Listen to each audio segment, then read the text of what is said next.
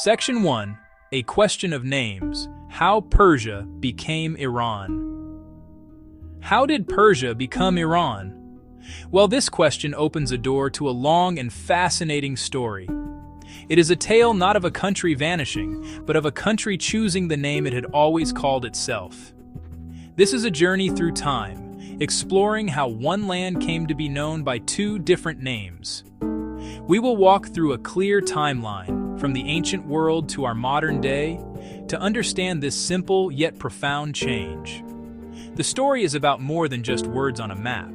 It is about the people, the culture, and the enduring spirit of a civilization that has thrived for millennia. This essay promises a clear and straightforward explanation. We will avoid complex historical jargon and focus on the core facts. We will see how the name Persia was born from a misunderstanding by ancient Greek travelers and historians. Then, we will uncover how the name Iran has been used by the people of the land for thousands of years. It is a story of identity, how a nation sees itself, how the world sees it, and how, in the 20th century, these two views finally came together under one official name. The journey will be structured like a timeline, moving from one great empire to the next. We will see how different rulers and events shaped the identity of the region. From the grand Achaemenid Empire of Cyrus the Great to the artistic heights of the Safavids, the cultural thread remains unbroken. The language, the poetry, the traditions continue to flourish, creating a rich tapestry that is uniquely its own. This continuity is the key to understanding why the name change was less of a revolution and more of a formal correction, an alignment of the external name with the internal soul of the nation. Section 2. Echoes of Antiquity. Parsa and the Birth of Persia. The story of the name Persia begins a very long time ago in a specific corner of a vast land in the southern part of what we now call Iran, near the glittering waters of the Persian Gulf. Lived a group of people. They belonged to a tribe known as the Parsa. Their homeland was called Parsua, also known simply as Pars. It was a place of great importance. It would become the heartland of a mighty empire the world would never forget. Under leaders like Cyrus the Great, they would build one of the largest empires in ancient history. When ancient Greek historians and traders first encountered this burgeoning empire, they interacted primarily with the people from Parsa. Following their common practice, they called the whole land Persis. Over time, as Greek and later Roman influence spread, this name evolved. Persis became Persia in Latin, adopted by most European languages for centuries. So, the name Persia was essentially an exonym, a name given by outsiders. It was not what the inhabitants of the entire diverse empire called their homeland. Imagine calling the United States Texas because Texans were the first people you met. While a European scholar wrote about the history of Persia, locals often referred to their homeland with a different, older name. One name reflects an outsider's perspective rooted in a specific region, while the other reflects an insider's view encompassing a broader people and homeland. Iran comes from Aryan. In Avestan, Arya meant noble or honorable. The early settlers called themselves the Aryan people, a shared cultural and ethnic identity. In Avestan texts, the land was called Aryanum Veja, the expanse of the Aryans. In Old Persian, Aryanum Kshathram, the empire of the Aryans. In Middle Persian, Aranshar, the dominion of the Aryans, evolving into modern Iran. The name was used by people and rulers for millennia. Sassanid kings used the title King of Iran and Anaran, carved into rock and stamped on coins. It is woven into epic poems like the Shahnameh. Iran was always the endonym, the name used by the people themselves. Persia referred specifically to the land of the Parsa. Iran referred to all Iranian peoples, including Parthians, Medes, Bactrians, and Persians, a unifying term for many diverse Iranian peoples. So, in 1935, the country asked the world to call it Iran. It was not inventing a new name, just asking the world to use the name they had always used. The timeline of this land is marked by powerful empires, each leaving its indelible mark. The story begins with the Achaemenids, founded by Cyrus the Great around 550 BCE. The empire known to the Greeks as Persia, stretching from Eastern Europe to the Indus Valley. Masters of administration, they built the royal road, facilitated trade, and left Persepolis, a testament to power and artistry. After Alexander, native dynasties rose.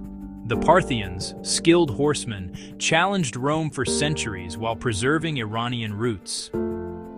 The Sassanids rose in 224 CE, often seen as the peak of ancient Iranian civilization, cultural, scientific, and artistic achievement, formalizing Iran-Shah and reviving imperial grandeur. Across a millennium, insiders held to Iran, outsiders to Persia. This parallel would persist. In the 7th century, Arab armies arrived, the Sassanids declined, and Islam reshaped faith, language, and law. Yet Persians preserved their language and culture, fusing influences to create a brilliant synthesis, a renaissance of poetry, philosophy, and science. The dawn of the 16th century brought the Safavids, who made Twelver Shia Islam the state religion, forging a distinct modern Iranian identity, apart from Sunni neighbors Ottoman and Mughal. Under Shah Abbas, Isfahan became a world jewel. Breathtaking mosques, grand squares, and exquisite tilework. Persian carpets became coveted luxuries. Diplomats, merchants, and adventurers filled journals with wonder at Persia. After Safavid decline, the Qajars faced imperial pressures from Russia and Britain, territorial losses, and unequal treaties. Yet modernizing ideas and nationalism took root. Internationally, the country remained Persia. Internally, rulers styled themselves Shahanshah, heirs to Achaemenid and Sassanid grandeur. The stage was set for a major change. A growing nationalism and desire to assert sovereignty and ancient heritage would soon lead to a formal re-evaluation of the nation's name. In 1925, the Qajar dynasty fell. Reza Khan crowned himself Reza Shah Pahlavi and launched a drive to modernize industry, infrastructure, and social reform, forging a centralized modern nation-state. Rooting identity in a glorious pre-Islamic past, on the vernal equinox of 1935, his government issued a formal request to foreign embassies and missions worldwide. They were to cease using the name Persia and instead use the name Iran. Persia, they argued, referred to one province, Fars, and was an exonym. Iran was the historical, inclusive endonym connecting the modern nation to the ancient Aryan narrative and its empires. The world gradually complied. In 1959, Mohammad Reza Pahlavi's government acknowledged Persia's cultural pull, allowing both names interchangeably, but in official and international circles, Iran prevailed. Iran became the standard political name on maps and at the United Nations, while Persia increasingly denoted history and culture, a legacy rather than a modern state.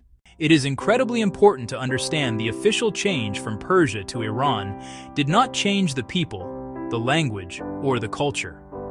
The soul of the nation remained untouched. Foreigners long called the language Persian. Native speakers call it Farsi. This beautiful poetic tongue of Rumi, Hafez, and Saadi did not change its grammar or spirit.